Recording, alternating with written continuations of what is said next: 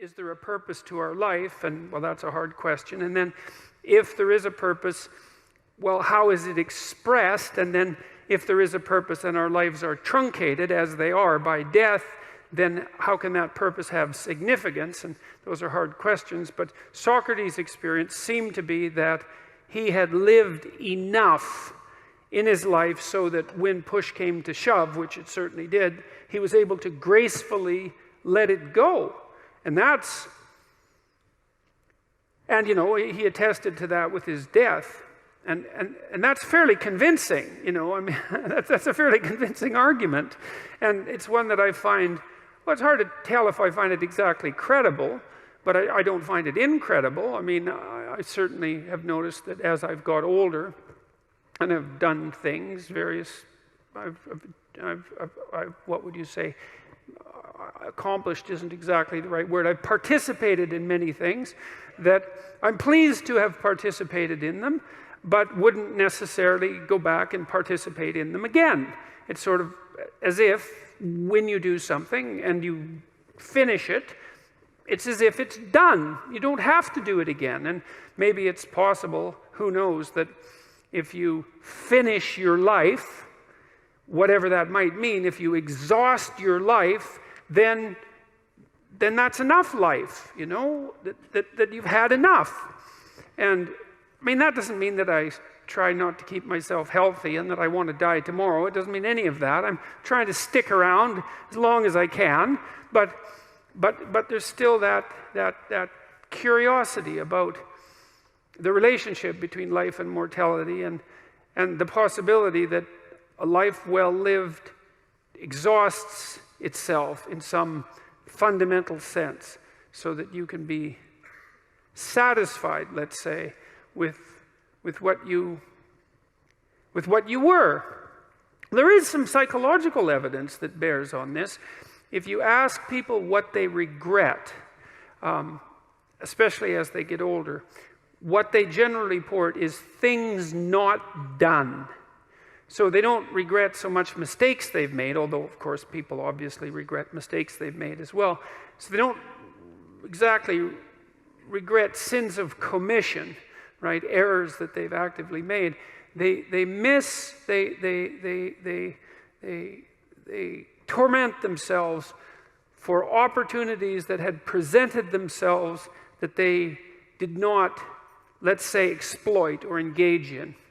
And I think that's worth thinking about too, because one thing that I have become convinced about with regards to human consciousness, which I think is equivalent to the spark of divinity in some sense that our fundamental stories insist has been placed within us, is that human consciousness is that faculty that confronts potential itself.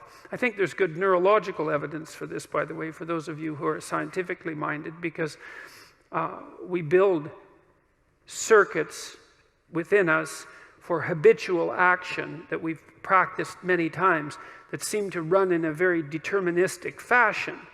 And we are a strange combination of deterministic and non-deterministic as far as I can tell. But what our consciousness seems to be for is to encounter those things that we have not yet encountered.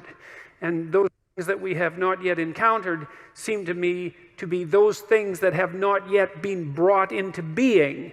And so you could say that what our consciousness is for the encounter with potential. That our consciousness is it's not for the past, it's not even for the present. It's to transform the future into the present. And really that's what our consciousness does. When you wake up in the morning, you have a new day ahead of you, and the day could take you in very many directions.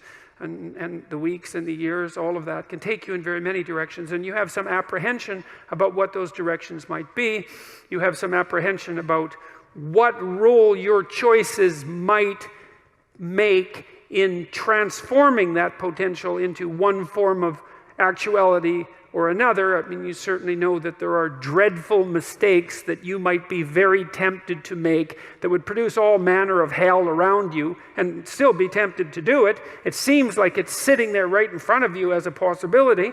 You also know that, you could haul yourself up out of bed and attend to your duties and do the sorts of things that you're supposed to and set a few things right that day and that week, and that likely things would at least not be worse and they would probably be better. And I do believe that I don't understand how this can be the case. I don't understand how it is that consciousness can function in that way, because I think to understand that, we would have to understand what it means for the future to be only potential rather than actuality, and who the hell understands that? I mean, no one. And then we'd have to understand how it is that our conscious choices and our conscious ethical choices transform that potentiality into actuality, into reality, into the present and the past. And we certainly act as if we believe that that's what we do. We upbraid ourselves. For example, when we do a bad job of it, we're upset with our children and those we love if we don't believe that they're living up to their potential. We're guilty and ashamed when we make choices that we feel are inappropriate.